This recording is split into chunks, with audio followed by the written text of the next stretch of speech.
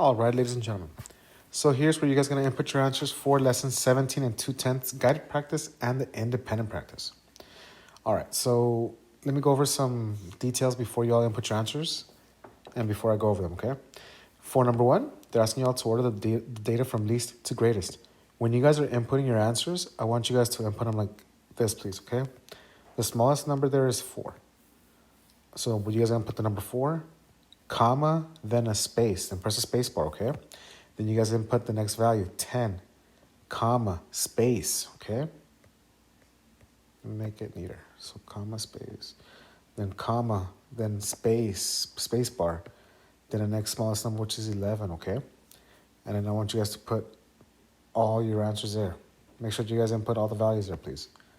All right. Number 2, 3, and 4, those are all numerical values. So just go ahead and input just the number, please. Whatever you all found for the median, the lower quartile, the upper quartile.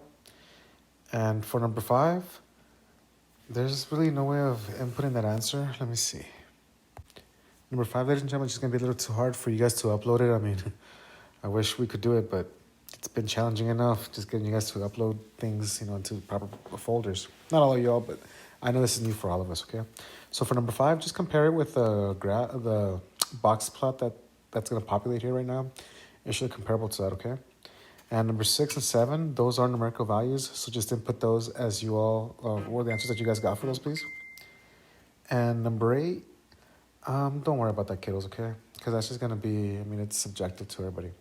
But just compare whatever you guys thought or whatever you guys were contemplating with what the book suggests, okay? With the sample answer that's given.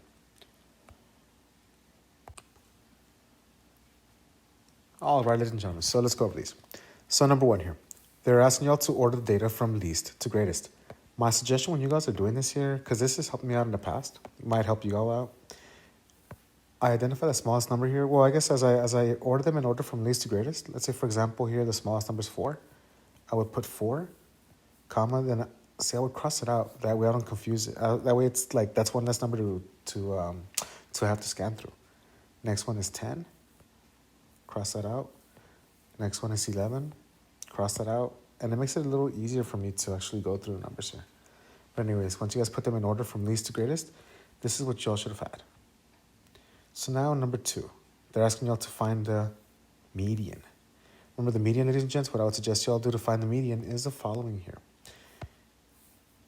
There's different ways of doing it. The book gave you guys some suggestions yesterday.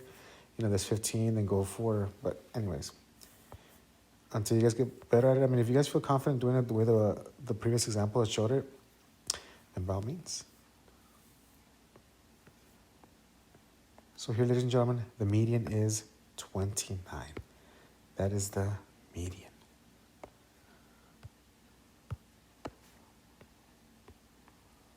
Okay, so now find the lower quartile. So once we break apart the formula, once we find the median, ladies and gentlemen, which is 29, we essentially broke the data into 2 sections. So number 3, they're asking us to find the lower quartile. So to find the lower quartile, ladies and gentlemen, we're going to focus on just this section right here, okay? So we need to find the median of that as well. So bingo, 13. So that means that 13, ladies and gentlemen, that is the lower quartile. We do the same thing to the other side, and we establish that 43 is the upper quartile. And ladies and gents, these can be referred to as different things, okay? The upper quartile can also be Q3. The lower quartile can also be Q1. Quartile 1, if you all choose to see it that way. All right, so now to make the box and whisker plot, we have the data that we need here. So to create the box plot, I'm going to go ahead and label it here accordingly. Here, I want to put the minimum value, which can also be referred to as your lower extreme, which I'm going to abbreviate. Then we're going to have our Q1, our median, Q3, or our upper quartile, however you choose to see it. Let me go ahead and abbreviate those two here. / lower quartile, that's the median.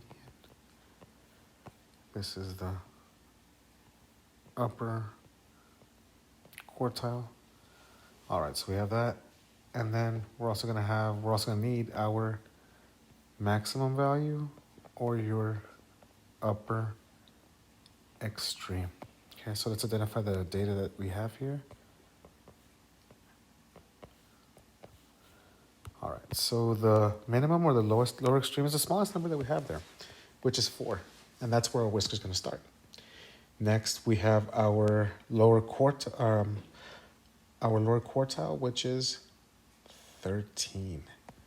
Our median was 29. Our quartile 3, or our upper quartile, was 43. And the maximum value, or the upper extreme, ladies and gents, was 64.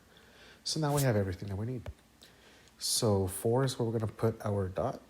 So I'll try to be as neat as I can. So that's where it's going to start right there, above 4. Then our box is going to start from 13, and it's going to extend from quartile 1 to quartile 3. So from 13 to 43. Okay,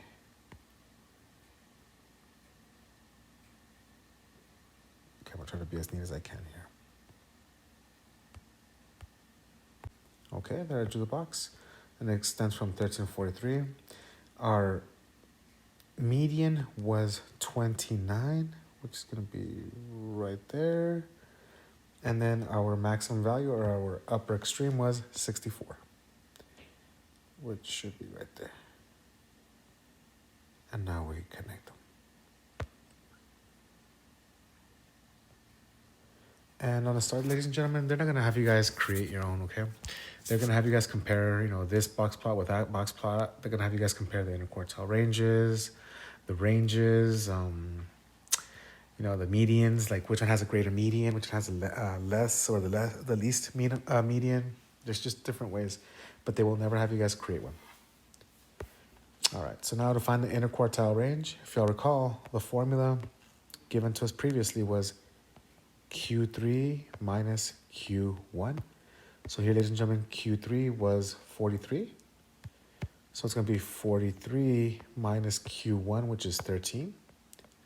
43 minus 13 is 30. Let me color code this here. 30. So that is the interquartile range.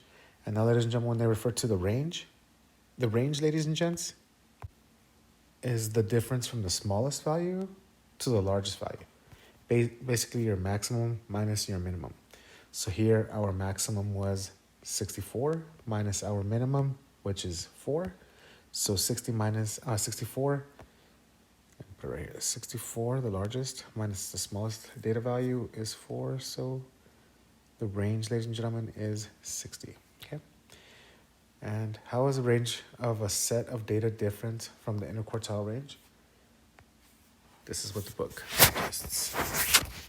The range of a set of data is the difference of the greatest and least values in a data set. The interquartile is the difference of the upper and lower quartiles. Okay. And before I move on, ladies and gentlemen, I just wanted to reemphasize. You see how here this box plot, it's kind of there's kind of 4 sections to it. But what I'd like for you to know is that each of these sections here, even if they're different sizes, represents 25% of the data. Okay, that's 25% of the data, 25% of the data, 25% of the data, and 25% of the data, okay? The smaller the area is, ladies and gentlemen, like the smaller it is here, that means that the data values that are there are more clustered. They're more close together. But the wider that it is, it means that the data values aren't as close as some of the other values, okay? All right, so now moving on. Number 9, 10, 11, 12, 13, 14. All right, for some of these, ladies and gentlemen, it's going to be a bit challenging for you all to input your answers. So please pay attention. The ones that I'm going to circle are the only ones that I'm going to be asking for the answers here that I'm going to be grading on, okay? Number 10, 13, and 14, ladies and gentlemen, okay? And you know what? I know I didn't assign this previously, but I'd like for you guys to go ahead and work on 15 as well. I want y'all to compare the IQRs. I want you guys to tell me the differences, okay? That's what I mean. What is the difference between the interquartile ranges? I want you guys to subtract both of them, okay? But for 9, 11, 12, I want you all to compare your answers with what the book suggests, okay? And ladies and gentlemen, this is a work in progress for all of us, okay? I mean, I'm trying. It's been a challenge for us, for us teachers as well, okay? Alrighty. So for number 9, in order for y'all to draw a box plot of the data, ladies and gentlemen, you all have to start off by ordering the numbers in order from least to greatest. Alright. So what I did here, ladies and gentlemen, I went ahead and did order them in order from least to greatest. And as I was saying, guys, I did cross them out as I was going along, okay? So here, ladies and gents, we need, in order for us to create a box plot, we need to find the median. There's 11 data values here. So the answer for number 10 is 11. There's 11 kiddos. All right, so, but if there's 11, halfways would be 6. Let me show you what I mean. 1, 2, 3, 4, 5, 6. If you go from this side as well, 1, 2, 3, 4, 5, 6, which is kind of what one of the examples in the that we had gone over in the book. That's the way they did it. Okay, so we already have the median. Let me go ahead and pause it to make sure we have enough time. All right, so what I did here, I did break it apart in order to identify what we will need in order for us to create a box plot. All right, so here, ladies and gents, once we found the median, which was right here, we kind of need to focus on this set of data right here, ladies and gents, and we need to find the median there. So we'll cross it out. Let me color code this with purple. That crosses out, that crosses out, that crosses out. So here, ladies and gentlemen, our quartile 1 is 46. The median, we said, was 48. Now let's do the same thing to the top one here. Crosses out. 52 is going to be our quartile 3. Let me circle it, I'm sorry. Our upper quartile as well. All right, the smallest data value that we have there is 45. The largest data value here that we have is 57, okay? So that's where our box, that's the data that we need to develop our box and whisker plot. So I'm gonna put my dot there, ladies and gentlemen, that's where it's gonna start off. Then my box is gonna go from 46 to 52. Okay, got that. Then our median was 48. And our maximum or our upper extreme was 57. So now we have everything. And there we go. All right, so let's see here. And then I need to make sure that I have enough time for the other one, ladies and gentlemen. So for numbers 11 and 12, I'd like for you guys to compare your answers with what the book suggests, okay? All right, so the bottom ones. 13, 14, and 15. Calculate the interquartile range for each month, or the IQR. Here we have January and June. Ladies and gents, please do not forget that for the interquartile range, the formula is Q3 minus Q1. Here, if it helps you guys, kiddos, this is the minimum. This is Q1. That is your median. That is Q3, or your upper quartile, and that is your upper extreme or your max. And this can also be your lower extreme, okay? So let's identify the first one here. So the interquartile range for January would be 2.0 or 2 minus 1.7, which is right there if y'all can see it. So that gives us the interquartile range for January, ladies and gentlemen, is 3/10. Here, ladies and gentlemen, we also established that it's the same for June, which I did right there, okay? Alrighty, now number 14, calculate the range for each month. Because the range is the difference between the largest number and the smallest number. For January, the largest number there is 2.5. So that'd be 2.5. Let me do it somewhere over here. So I went ahead and defined it, the range, ladies and gentlemen. The range here for January was 2.5 minus 1.3, which is the smallest number there. For June was 2.4 minus 1.9, which was the smallest value there. And then the range is 0.5. And this is what the book suggests, ladies and gentlemen, okay?